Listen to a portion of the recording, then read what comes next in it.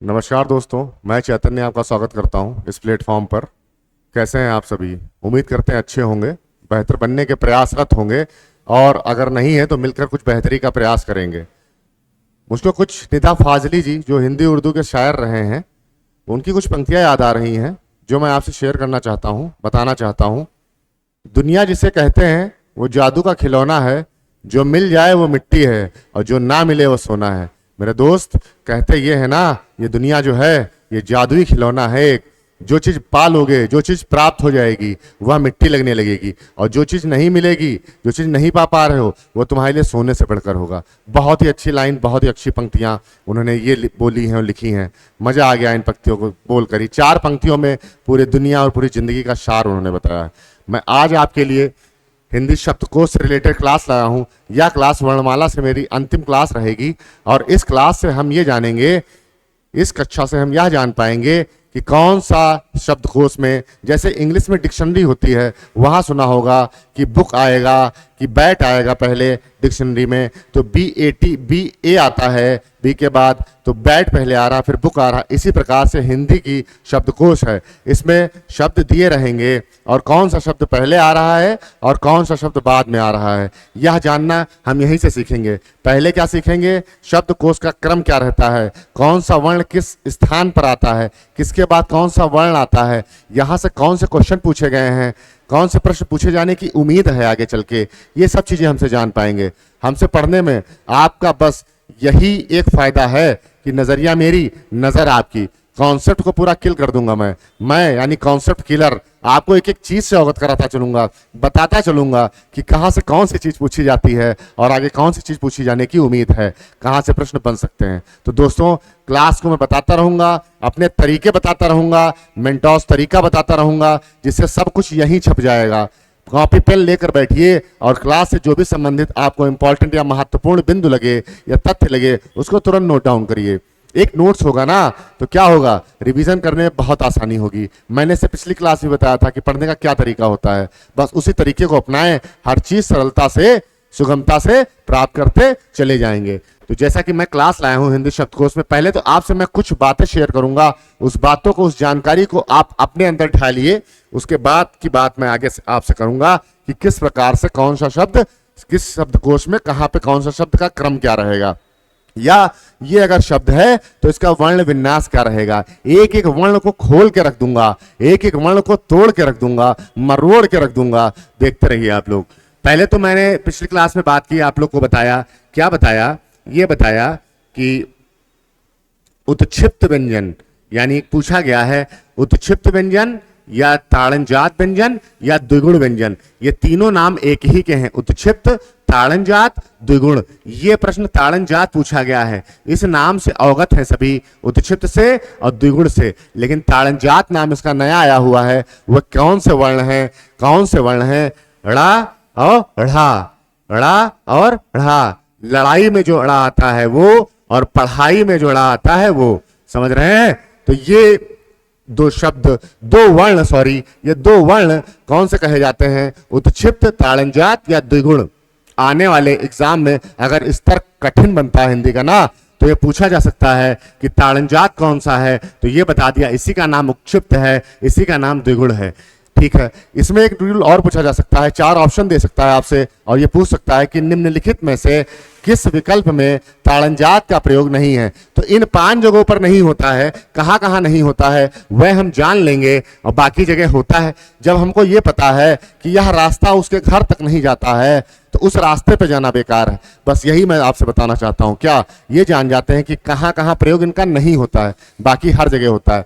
तो ऐसी 5 जगह हैं, इसके 5 नियम हैं जहां जहां इसका प्रयोग नहीं होता है। कहां कहां प्रयोग नहीं होता है? किसी शब्द की शुरुआत में, अगर कोई शब्द की शुरुआत है तो कभी भी ढ़ा का प्रयोग नहीं होगा। डमरू, डा का प्रयोग हो सकता है, मैं ढ़ा की बात कर रहा हूं जो इस प्रकार से लिखा हुआ है, डा के नीचे बिंदी, समझ रहे हैं? तो इसका प्रयोग और इसका प्रयोग किसी शब्द की शुरुआत में नहीं होता है। पहला नियम ये रहा। दूसरे नियम पे मैं आता हूं, अंग्रेजी शब्दों में नहीं होता है। इसमें क्या बात कही गई? अंग्रेजी शब्द का क्या मतलब है मेरा? अंग्रेजी शब्द का यह मतलब है, अंग्रेजी शब्द का यह मतलब है, जैसे मैं लिखता हूं डॉक्टर, मैंने लिखा डॉक्टर, ये अंग्रेजी भाषा का शब्द है, डॉक्टर अंग्रेजी भाषा का शब्द है, यहां कहीं प्रयोग नहीं होगा। जो है शब्द जो हिंदी में लिखे जा रहे हैं अंग्रेजी के हुबहू, उनमें प्रयोग नहीं होगा। और कहां नहीं होगा? द्वित्व व्यंजन में प्रयोग नहीं होगा। द्वित्व का क्या मतलब है? दो व्यंजन एक साथ आए ऐसा करके। जैसे एग्जाम्पल के तौर पे मैं बता रहा हूं, मान लो हड्डी लिखा हुआ है। क्या लिखा हुआ है? हड्डी। तो हड्डी लिखा हुआ है, ये मेरे दोस्तों हलंत का चिन्ह है। जब व्यंजन को कभी आधा दर्शाते हैं तो हलंत लगाते हैं, यहां प्रयोग नहीं होगा। यदि उपसर्ग है तो नहीं प्रयोग होगा। जैसे मैं एक उपसर्ग की बात कर लेता हूं, नी उपसर्ग की बात कर लेता हूं, तो नी डर, यहां नहीं आएगा, यह उत्क्षिप्त, यहां डा आएगा। ठीक है, फिर मैं बात कर लेता हूं, ढ़ा ढ़ा के तुरंत पहले या बाद अनुस्वार आए। तो यहां से मैं आपको बताता हूं कि अनुस्वार क्या है। अनुस्वार क्या है? अनुस्वार मेरा ये अंग, इसको अनुस्वार कहते हैं। और इसको क्या कहते हैं? आह। आह को क्या कहते हैं? ये विसर्ग होता है। ये क्या होता है? ये विसर्ग होता है और ये अनुस्वार होता है। और ये दोनों मिलकर क्या होते हैं? मैं पिछली क्लास में बता चुका हूं, अयोग हैं ये भाई साहब अयोग हैं, इसलिए अयोग वाह कहते हैं। कोई दिक्कत यहां तक? तो मैं ये जान गया कि 5 नियम कहां प्रयोग नहीं होता है। एक बार इसको नहीं समझ में आया फिर से देख लेगा, स्क्रीनशॉट इसको लेना है, स्क्रीनशॉट ले सकता है। ठीक है, आने वाले समय में ऐसे ही क्वेश्चन बनने की उम्मीद है। मैं फिर आपसे कह रहा हूं, आने वाले समय में ऐसे ही क्वेश्चन बनने की उम्मीद है। यहीं से क्वेश्चन पकड़े जाएंगे क्योंकि बाकी सब लोग कर लेंगे ना। इस चीजों की तैयारी मैं कराने आया हूं, ये चीजें लेकर आया हूं आपके लिए, समझ रहे हैं? इसलिए पढ़ते रहिए, जुड़ते रहिए, चीजों को आसान करता चलूंगा, हर चीज का कॉन्सेप्ट किल करता चलूंगा। नाम मेरा कॉन्सेप्ट किलर है, कॉन्सेप्ट किलर नाम से हमको जानिएगा।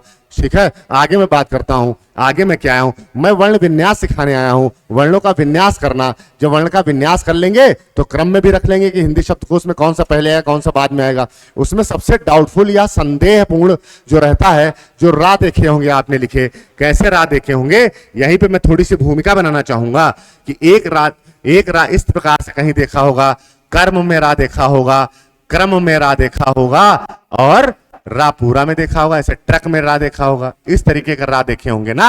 एक ये लगा होता है, कि ये लगा होता है, कि ये ट्रक में लगा होता है। तो क्या इसका मतलब है, क्या महत्व है? अगर ये शब्द में आ जाता है तो शब्दकोश में किस प्रकार इसका वर्ण विन्यास करेंगे, अभी आगे स्लाइड में मैं आपको बताऊंगा। ठीक है दोस्तों, मैं आपसे ये जरूर कहना चाहता हूं कि दोस्तों अपने हाथ में सिर्फ मेहनत करना है।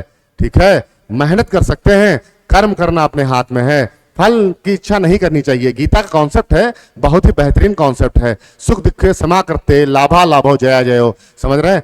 सुख और दुख, जय पराजय, लाभ और हानि में जो समान भाव रखता है वही क्या होता है? पूर्णता को प्राप्त करता है, परफेक्शनिस्ट बनता है, पूर्णता को प्राप्त करता है। तो मेरे दोस्त, ठीक है, किसी भी फल की इच्छा ना रखते हुए कर्म करते रहिए। मैं फिर वही कह रहा हूं, आपके हाथ में सिर्फ कर्म करना लिखा है। ठीक है, जब आप कर्म करेंगे तो भाग्य को भी बदलना पड़ेगा एक दिन आपके कर्म के अनुसार। इतना प्रहार करिए कर्म करके ना कि भाग्य मजबूर हो जाए आपके फेवर में आने के लिए।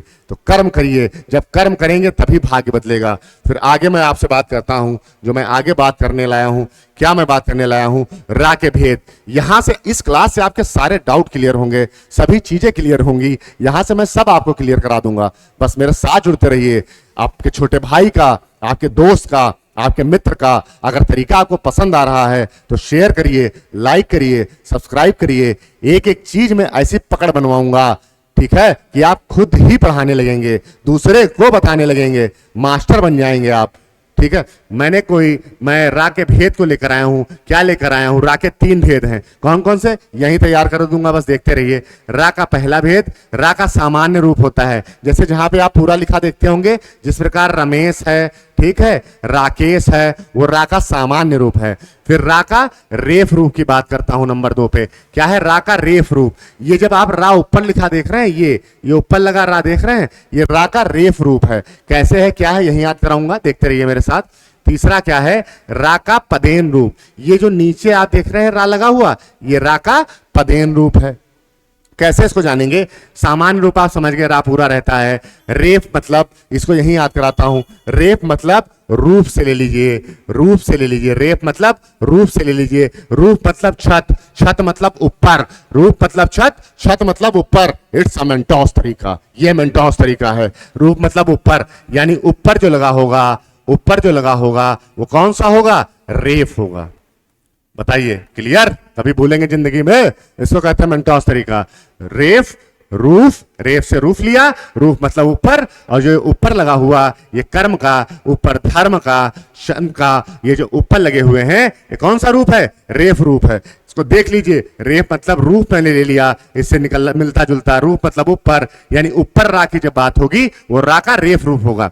ऐसे ही एक मुझको प्रश्न ध्यान आ रहा है, किसी एग्जाम में पूछा गया है, इस प्रकार से कर्म लिखा हुआ था, कर्म लिखा हुआ था और पूछा गया था इस कर्म में रा का कौन सा रूप है? तो उस कर्म में रा का रेफ रूप है, क्योंकि रा ऊपर लगा है, ऊपर मतलब रूफ, रूप मतलब रेफ। यहां तक की ये बात मेरी हुई। फिर मैं आगे की बात करता हूं। आगे क्या बात करता हूं? रा का पदेन रूप। नंबर 3 पे क्या है? रा का पदेन रूप। पदेन मतलब पद में पड़े हुए हैं, चरण में पड़े हुए हैं वर्ण की। ये देखिए, क्रम और भ्रम, क्रम में और भ्रम। पदेन मतलब पद में पड़े हुए हैं, चरण में पड़े हुए हैं, क्रम और भ्रम। तो पदेन से क्या होगा? पद, पद यानी फूट, यानी चरण में पड़े हुए हैं, पूरा चरण में पड़े हुए हैं। यहां तक कोई दिक्कत नहीं? दिक्कत आप ये बहुत आसानी जान गए कौन सा रेफ है। रेफ मतलब रूफ, रूफ मतलब ऊपर, ऊपर की तरफ रा लग रहा है तो रेफ। पदेन मतलब नीचे, पद में, चरण में, नीचे जो रा लगेगा वो पदेन। और सामान्य रूप आपको साफ दिख ही रहा है। यहां से मैं आपको एक चीज और बताऊंगा। क्या बताऊंगा? जो रा का रेफ रूप होता है, रा का रेफ रूप होता है, जो रूप यहां पे कर लेंगे, रा का रेफ रूप आधा रा होता है। यानी जो ये रेफ रूप में रा लगा हुआ है ये आधा रा है, बाकी हर जगह पूर्ण रा की बात होती है, बाकी हर जगह पूर्ण रा की बात होती है। ठीक है, यहां तक कि यानी बस रेफ में जब मान लो वर्ण विन्यास आ जाएगा, आगे आएगा, मान लो लिखा हुआ है कर्म, समझे रहना मैं दोस्त, मैं यहीं से सब क्लियर कराता हूं। कर्म लिखा हुआ है, का वर्ण विन्यास करेंगे, का किया, आ किया, व्यंजन से स्वर अलग हुआ, हलंत लगा, फिर कर्म की बात की तो रेफ रूप है ये कर्म। तो रा किया मैंने, रा किया, रा आधा हुआ, फिर मां किया मैंने, मां किया, मां आधा हुआ, और फिर आ इससे अलग हो गया। ये यानी यही चीज मैं बात कर रहा हूं। ये जो रेफ है ये रा आधा लिखा जाएगा, बाकी यहीं पे बात कर रहा हूं मैं, क्रम की बात करे दे रहा हूं। क्रम ये नीचे रा लगा हुआ है, यानी पदेन रूप है रा का। इसमें क्या होगा? क्रम का आधा रहेगा, रा पूरा रहेगा, रा से आ अलग कर दो ना व्यंजन को, क्रम, और फिर मां रहेगा, मां से आ अलग कर दो। यानी यहां पे रा क्या है? रा पूरा है, यानी इसके साथ अगर मैं स्वर को कर दूं तो यहां पे रा पूरा है, और यहां पे रा के बाद कोई स्वर नहीं है, रा आधा है। यानी जो ये रा है, रा ये का रेफ रूप हमेशा आधा रहता है। इतनी बात क्लियर? यानी जब रा ऊपर लगा होगा, रेफ रूप होगा, तो वर्ण विन्यास में वो आधा रहेगा, बाकी पदेन और ये चीज पूरी रहेगी सामान्य रूप। फिर अगली बात मैं करता हूं। आपने ट्रक देखा होगा, ऐसे लिखा हुआ, ठीक है, ट्रक ऐसे लिखा देखा होगा। तो ट्रक ऐसे लिखा देखे होने का क्या मतलब है दोस्तों? ये मतलब है, क्या कह रहा है? ट्रक अगर इस प्रकार से लिखा हुआ है, ट्रक ऐसे लिखा हुआ है, तो इसका मतलब आप समझ रहे हैं क्या है? ये दो रा नहीं है, वो एक ही रा है। कौन सा रा है? पदेन रा है, नीचे की तरफ लगा हुआ है। कौन सा रा है? पदेन रा है। ये टा बना हुआ है, टा में ये हलंत लगा हुआ है, ठीक है, ट्रक। और पदेन रा मैंने बोला कि रा पूरा होता है, रा बनाया मैंने, ठीक है, और फिर मैंने क्या बनाया? का बना दिया। अब मैं चाहूं तो इसको और वर्ण विन्यास कर सकता हूं, रा से आ अलग कर सकता हूं, स्वर को यहां हलन लग जाएगा, का से आ को अलग कर सकता हूं। कुल मिला के रा का ये टा में हलन लगा हुआ है, ये जब यहां जुड़ता है ना, इसका ये नियम होता है, जो इस प्रकार से नीचे घूमे हुए वर्ण हैं, जैसे ट्रक है, ड्रम है, ठीक है, इस प्रकार से जो नीचे घूमे हुए वर्ण हैं वहां पे ये हलंत रहता है, और हलंत के बाद क्या रहता है? हलंत रहेगा, और हलंत के साथ ये हलंत तुम्हारा हो गया, ये हलंत हो गया, और हलंत के साथ रा तुम्हारा, ये रा लग गया, ये हलंत हो गया। इसलिए ये मिलके इस प्रकार से दिखता है। ये इसका नियम है। क्या नियम है? ये हलंत वाला ये हो गया, और ये रा वाला हो गया, इसलिए मिलके ट्रा बनता है। कोई दिक्कत? कोई दिक्कत नहीं मेरे दोस्तों। इसके बाद मैं आगे बात करता हूं आपसे। क्या बात करता हूं? देखिएगा आप लोग, मैं आपसे क्या बात करता हूं आगे चल के। यहां तक की समस्या किसी को नहीं होगी। मैंने क्या बताया? उत्क्षिप्त के बारे में बात की, द्विगुण या ताड़न जात के बारे में बात की, कहां प्रयोग नहीं होगा। उसके बाद मैंने क्या बताया? रा के रूप के बारे में बताया। अब मैं आपको क्या बताऊंगा? शब्दकोश में किस शब्द का क्रम कहां पे आता है, वहां से क्या क्वेश्चन बनता है, जानते रहिए। क्या क्वेश्चन बनने की उम्मीद है? वर्णमाला का क्रम, वर्णमाला का क्रम यहां से सीखेंगे। क्या वर्णमाला का क्रम रहेगा कि वर्णमाला जब भी स्टार्ट होगी, वर्णमाला का जो क्रम रहेगा, वर्णमाला का जो क्रम रहेगा, वर्णमाला स्टार्ट होने पर तो अंग से स्टार्ट होगा। ठीक है, क्या हुआ, पहले पहले आई हैं, बिंदी लगा के आई हैं, तो शुरुआत क्या रहेगा, बिंदी वाला जो वर्ण रहेगा, इसको मैंने क्या बताया, अनुस्वार। मैंने क्या बोला था इसको, अनुस्वार। फिर क्या हुआ, वो सबके लिए चंद्रमा जैसी हो गई, चंद्रमा जैसी, मेरी याद कराने की ट्रिक है ये। पहले पहले आई हैं, बिंदी लगाए हुए हैं, फिर पूरे घर के लिए चंद्रमा जैसी हो गई, रोशनी फैला दिया है उन्होंने, तो क्या हो गई, यहाँ चंद्र बिंदी लगी हुई है। ये अनुनासिक हो गया आपका, इसको अनुनासिक बोला जाएगा, ये अनुस्वार बोला जाएगा। इसके बाद ये फिर हो गया, पहले क्या हुआ, आई है, बिंदी लगाए हैं, फिर चांद जैसी हो गई हैं, चांद चंद्र बिंदी हो गई है, फिर 1 से 2 हो गए हैं, क्या हुई, विसर्ग बन गया है। बस यहां तक आपका इतना तैयार करने का, ये मतलब याद कराने का तरीका है। पहले आई है, बिंदी लगाए हुए हैं, फिर चंद्रमा, सब रोशनी फैला रही है घर भर में, तो चंद्रमा जैसी हो गई हैं, फिर विसर्ग आया हुआ है। यानी हिंदी शब्दकोश की जब शुरुआत होगी, जब कभी भी शब्द शुरुआत होगी, तो किससे शुरुआत होगी, शब्द की शुरुआत सदैव अंग से होगी। पूछा जाएगा कि वर्णमाला क्रम में जब वर्णों का क्रम स्टार्ट होता है तो सबसे पहले कौन सा वर्ण आता है, तो सबसे पहले अनुस्वार आता है, फिर अनुनासिक, इसको चंद्रबिंदी कहते हैं, फिर विसर्ग आता है। ठीक है, ये क्रम है, ये क्रम पूछ सकता है आपसे ऑप्शन में कि दिए हुए क्रम में कौन सा क्रम सही है। फिर मेरा जैसे चालू होता है स्वर, स्वर से मेरा चालू हो जाएगा, फिर स्वर से चालू होने के बाद यहाँ स्वर मेरे हुए, स्वरों की संख्या 11 हुई, स्वर हुए मेरे, स्वर के बाद फिर व्यंजन चालू होते हैं, का चालू होगा, का के बाद छा चालू होगा, का के बाद क्या आएगा, छा आएगा।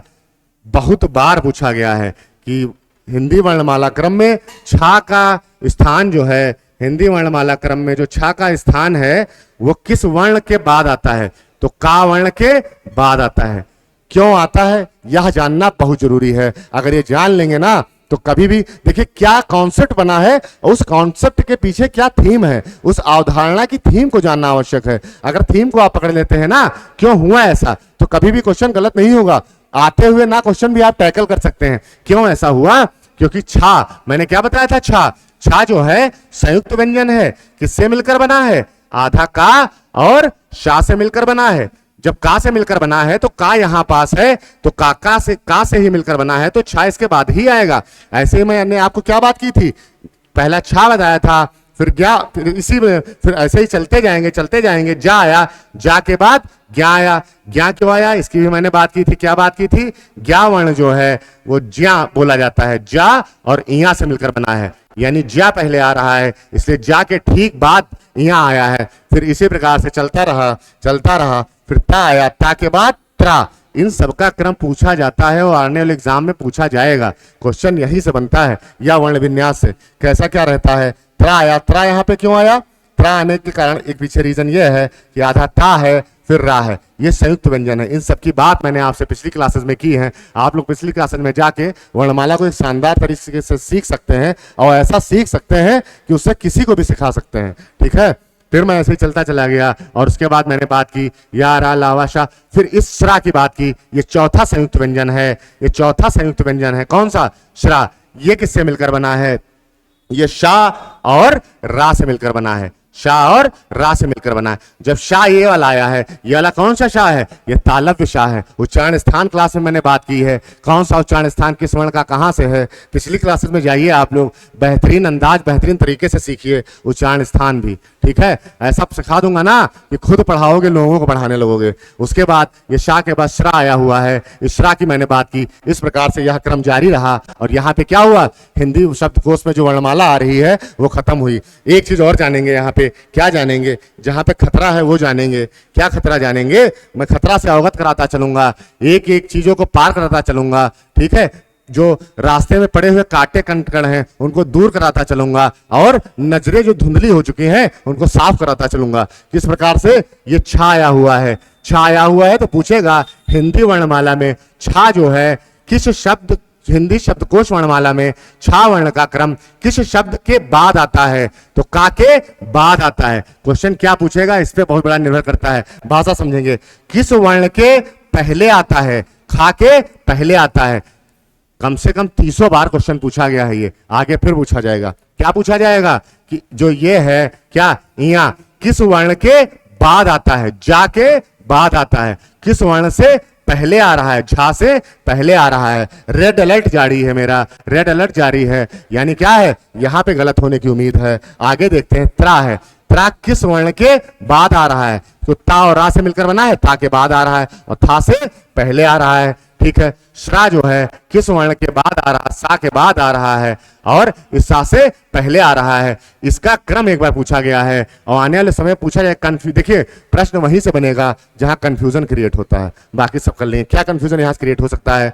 क्रम दे सकता है, ये शाह है, फिर ये श्रा है, फिर ये शाह है। क्या ये क्रम सही है कि ये शाह है कि ये श्रा है, क्या फिर ये शाह है? क्या ये क्रम सही? इसी प्रकार से 4 ऑप्शन दे रखेगा और क्रम पूछ लेगा, और ऐठे ऐठे घूमोगे तुम लोग। जब ये क्रम नहीं याद होगा तो ऐठ जाओगे। इसी चक्कर में बता रहा हूं, शाह शाह शाह, ये तो क्रम ही है, और सा के बाद ये आया हुआ है। तो यही चीजें आपको जानने को मिलेंगी हमसे। मुझसे पढ़ने का आप लोग का यही फायदा है। क्वेश्चन कहां से बन सकता है, कौन सी चीज कहां से टैकल की जाएगी और किस प्रकार की जाएगी, ये बहुत चीजें मायने रखती हैं। फिर मैं कुछ शब्द लाया हूं, उसमें से मैं कुछ शब्द आपको करा दूंगा, और आप लोग बचे हुए शब्दों का वर्ण विन्यास कर कर और हमको कमेंट बॉक्स में बताएंगे। जैसे मैंने क्या बात की, क्रम की बात की। दोस्तों, ये चरणों में पड़ा हुआ है, पदों में पड़ा हुआ है, पैरों में पड़ा हुआ है, तो कौन सा रूप है?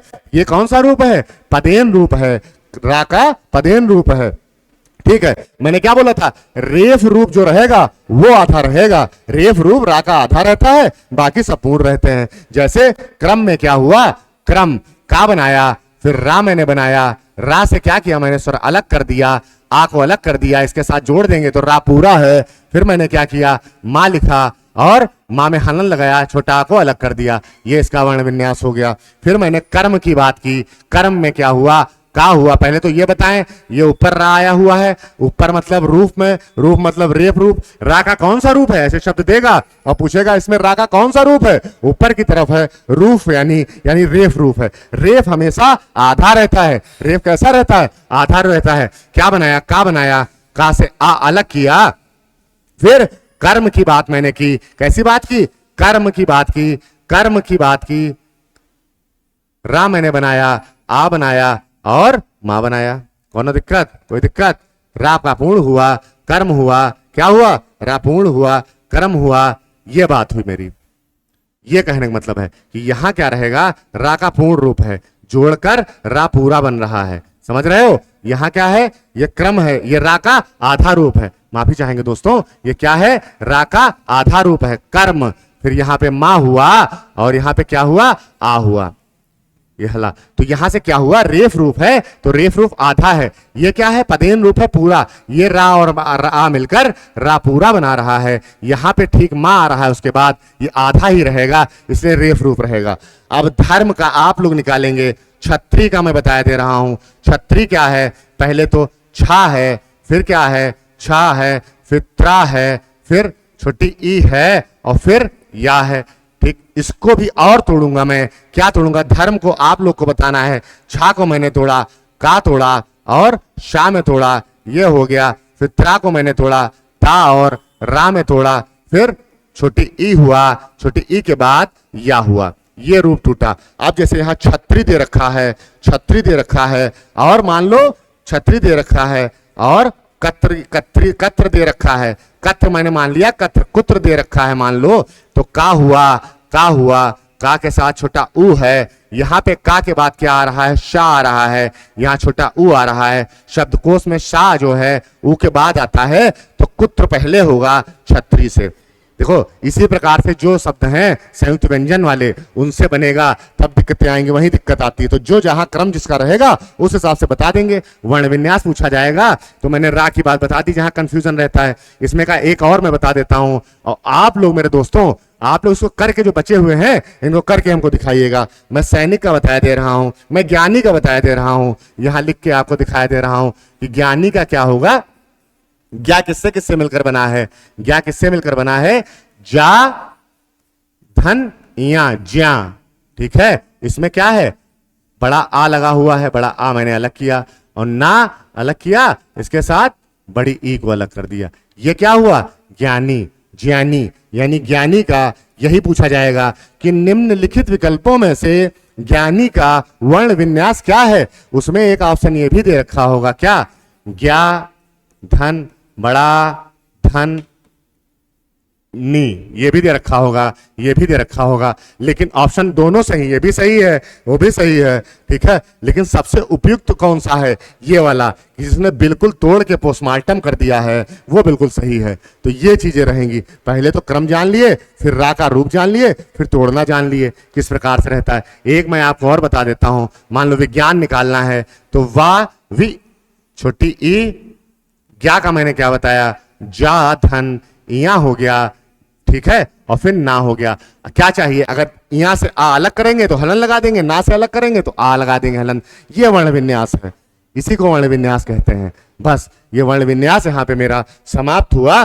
और मैं आपसे कुछ बातें और करना चाहता हूं। क्या कहना चाहता हूं दोस्त, एक चीज हमेशा याद रखिएगा, एक गीता में कॉन्सेप्ट है, कौन सा, स्थित प्रज्ञ का। कौन सा कॉन्सेप्ट है, स्थित प्रज्ञ का। स्थित प्रज्ञ का मतलब यह है जो दुख सुख लाभ हानि हर चीज में समान भाव रखता है, ना किसी का खोने का गम, ना किसी को पाने की चाह। इस प्रकार से जो व्यक्ति है वही ईश्वर है, वही परिपूर्ण है। समझ रहे मेरे दोस्त, वो ईश्वर है। तो मैं फिर आपसे यही चीज कहूंगा कि किसी चीज को पाने की लालसा रखनी चाहिए, अच्छी बात है, उत्प्रेरक का कार्य करती है। लेकिन अपने हाथ में क्या है, अपने हाथ में सिर्फ और सिर्फ कर्म है मेरे दोस्त। अपने हाथ में क्या है, सिर्फ कर्म है। कर्म ही हम कर सकते हैं, कर्म ही भाग्य बदलता है, ठीक है। कर्म करते रहिए, अच्छे से पढ़ते रहिए, जुड़ते रहिए, नए नए तरीके सीखते रहिए। कल मैं आपको जीएस की क्लास, एक जियोग्राफी की क्लास लाऊंगा जीएस में, जिसमें मैंने आपसे वादा किया था सौरमंडल की, पूरे ब्रह्मांड की सैर कराऊंगा। एक एक तारे पे ले जाऊंगा, एक एक तारे से वापस लेकर आऊंगा, एक एक ग्रह पे उतारूंगा, एक एक ग्रह को दिखाऊंगा, ठीक है। देखिएगा कल आप लोग। तब तक के लिए धन्यवाद। जय हिंद।